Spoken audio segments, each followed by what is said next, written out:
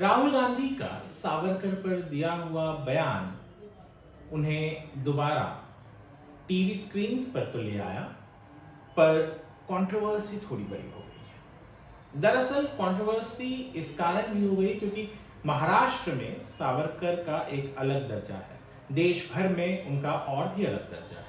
सावरकर को एक नेता के रूप में लोग जानते ही हैं, पर सावरकर को इसलिए भी मानते हैं क्योंकि उन्होंने जो लिखा है और जिस तरीके की प्रताड़ना उन्होंने ब्रिटिश के काल में काला पानी में रहकर गुजारे हैं अपने, उन प्रताड़ित हुए हैं जो वो, उसको लेकर लोगों के मन में एक आदर और सम्मान भी है। पर राहुल गांधी ने भारत जोड़ो यात्रा के अपने कुछ भाषण के दौरान सावरकर पर ऐसी टिप्पणी कर दी जिसे कई लोगों को नगवारा गुस्सा। कारण भी है क्योंकि सावरकर ने त्याग किया है, सावरकर यानी त्याग है, इस तरीके से कई बार कहा जाता है। सावरकर के जो लेख हैं वो प्रेरणा स्रोत रहे हैं कई जनरेशन्स के लिए।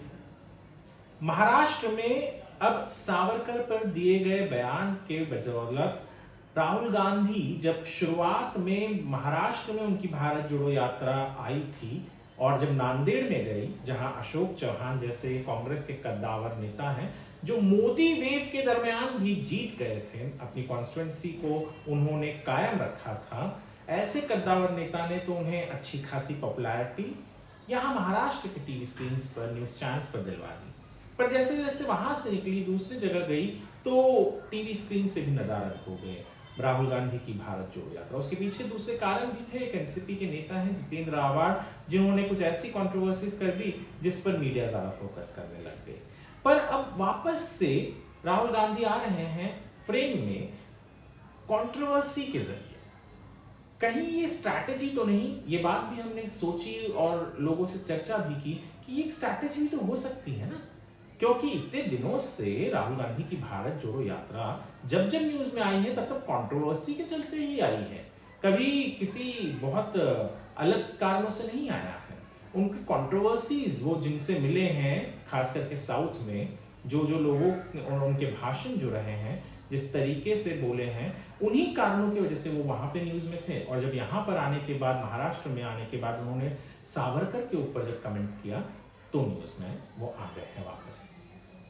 दरअसल सावरकर ये शिवसेना, भारतीय जनता पार्टी, मनसे जैसे जो पॉलिटिकल पार्टी हैं, उनके लिए सावरकर आराध्य है। सावरकर आराध्य हिंदुओं के लिए भी है, बहुत सारे लोगों के लिए। हर हिंदू शायद नहीं मानता होगा, पर बहुत से हिंदू हैं जो उन्हें आराध्य मानते हैं। और उनके आराध्य होने के कारण एक बहुत बड़ा तकबा जो है वो नाराज हो गया है राहुल गांधी से।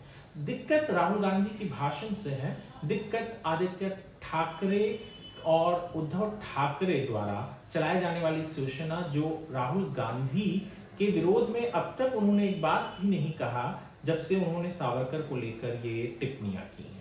लोगों के मन में एक सवाल है कि बाला साहब ठाकरे जो आइडियोलॉजी मानते थे उसमें सावरकर का एक ऊंचा स्थान था, पर जब से राहुल गांधी ने सावरकर के ऊपर टिप्पणी की है तब से न उद्धव ठाकरे न बाला साहब ठाकरे, इन दोनों के मुंह से एक भी बात निकली है जो राहुल गांधी की आलोचना करती हो। पर दूसरी जगह पर आदित्य ठाकरे जो इस रैली में उन्होंने भाग लिया था और राहुल गांधी के साथ गले भी लगे थे और इन्होंने पैदल भी चले थे, उनके ऊपर बहुत बड़ी टिप्पणी हो रही है कि क्या वो इस चीज को सपोर्ट करते हैं, एंडोर्स करते हैं, या इसे वो कहेंगे कि ये राहुल गांधी ने जो कहा है वो गलत है। पर दूसरी पार्टियां टूट गई। भारतीय जनता पार्टी से नेता देवेंद्र फडणवीस जो महाराष्ट्र के उप मुख्यमंत्री भी हैं, उन्होंने तो कड़ी शब्दों में राहुल गांधी की निंदा कर दी है। कहा कि राहुल गांधी सावरकर पर बोले ऐसी, इतनी तो उनकी आप समझ ही सकते हैं। राहुल शिवाले जो एकनाथ शिंदे कैंप के हैं, यानी इसी शिवसेना से जिसमें वो 6 महीने पहले तक उद्धव ठाकरे के साथ थे, पर आज वो एकनाथ शिंदे के साथ हैं। बाला साहेबांची शिवसेना जो है वो नाम को सार्थक करते हुए कह रहे हैं उन्होंने तो यहाँ तक डिमांड कर दिया है कि भारत जोड़ो यात्रा को बंद करें जाए। इतना ही नहीं, मन से जो राज ठाकरे की पार्टी है उनके भी नेताओं ने पुरजोर विरोध भी किया है। कहीं तो ये भी न्यूज निकल आई कि काले झंडे तक दिखाया जाए जहां से राहुल गांधी गुजरेंगे। देखिए, पॉलिटिक्स है, आइडियोलॉजी है हर किसी पार्टी की, और कांग्रेस की आइडियोलॉजी हमेशा से सावरकर विरोधी, शायद हमेशा से नहीं पर पिछले कुछ सालों में तो हमने देखा ही है कि वो सावरकर विरोधी थे। उन्होंने जब ईडी की इन्वेस्टिगेशन चल रही थी राहुल गांधी और सोनिया गांधी के ऊपर दिल्ली में, तब भी ऐसे प्लकार्ड्स दिखाए थे जहां सावरकर के ऊपर टिप्पणी की गई थी, और अब राहुल गांधी ने भी सावरकर के विरोध में कह दिया है। महाराष्ट्र में, जैसे मैं पहले भी कहा कि महाराष्ट्र में सावरकर का एक अलग स्थान है। सावरकर यानी तप, सावरकर यानी सत्य, ये अटल बिहारी वाजपेयी जी ने जब कहा था तो उसको लेकर भी जिस तरीके से लोगों के दिलों में और यहाँ पर उन्होंने अपनी एक जगह बना रखी है, तो सावरकर महाराष्ट्र में तो आराध्य हैं, बहुत से लोगों के आराध्य हैं। सावरकर को, उनकी बातों को पूजा जाता है, सावरकर की बातों को, सावरकर की आइडियोलॉजी को कई लोग मानते हैं और उस हिसाब से चलते भी हैं। सावरकर ने त्याग किया है। मैं उनके घर जाके आया हूँ जहाँ वो रहते थे। एक इतना साधारण सा घर मैंने मेरे जिंदगी में बहुत कम देखा होगा। बहुत साधारण सा घर है। एक वो लोहे की बेड थी जिस पे हम बैठे थे, और बहुत अलग तरीके का घर था।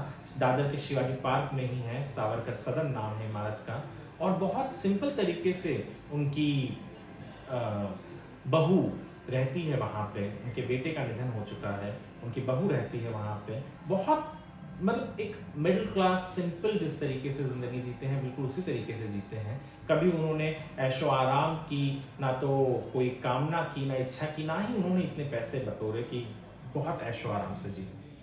सावरकर ने त्याग किया है, और जब ऐसे व्यक्ति के बारे में लोग टिप्पणी करते हैं तो बहुत से लोग आहत होते हैं, और उनमें महाराष्ट्र के बहुत से नेता हैं, महाराष्ट्र के बहुत से लोग हैं, और ये भारी पड़ सकता है शिवसेना उद्धव बाला साहब ठाकरे को, क्योंकि उन्होंने चुप्पी बनाई रखी है। आने वाले दिनों में आपको बीएमसी का चुनाव दिखेगा, जहां पर एक छत्रराज रहा है उद्धव ठाकरे, जो कैंप को लीड करते हैं, फैक्शन को लीड करते हैं उनका। पर क्या ये फैक्शन अब जब खामोशी बनाए रखी है, आपको लगता है कि लोगों में, खास करके वो लोग जो बाला साहब ठाकरे की आइडियोलॉजी को मानकर उसको जीते आए हैं, जो सावरकर की आइडियोलॉजी को मानकर शाखाओं में जाते हैं शिवसेना के, क्या वो शांत रहेंगे? देखिए, जनता बहुत समझदार होती है, जनता जानती है उसे क्या करना है, और जनता वही करेगी जो उसे करना है। चुनाव में हमें साफ नजर आएगा कि क्या हो रहा है, क्या नहीं हो रहा। मैं क्या कह रहा हूँ, या फडणवीस क्या कह रहे हैं, या उद्धव ठाकरे क्या कह रहे हैं, या राहुल गांधी क्या कह रहे हैं, या राज ठाकरे क्या कह रहे हैं, या राहुल शिवाले या एकनाथ शिंदे क्या कह रहे हैं, या कांग्रेस के लोग या एनसीपी के लोग क्या कह रहे हैं, ये मायने नहीं रखता। ज्यादा मायने रखता है कि जब मतदाता मतदान करता है, पर वो मतदान करने से पहले बहुत से चीजों को सोचता है, बहुत से चीजों को समझता है, और उसमें सबसे महत्वपूर्ण होता है कि अधिकांश लोग इसके लिए एक पार्टी को चुनते हैं क्योंकि वो उस पार्टी की आइडियोलॉजी से सहमत होते हैं। अधिकांश कार्यकर्ता सड़क पर इस कारण आता है क्योंकि वो आइडियोलॉजी से केवल सहमत नहीं होता, वो उस आइडियोलॉजी को जीता है।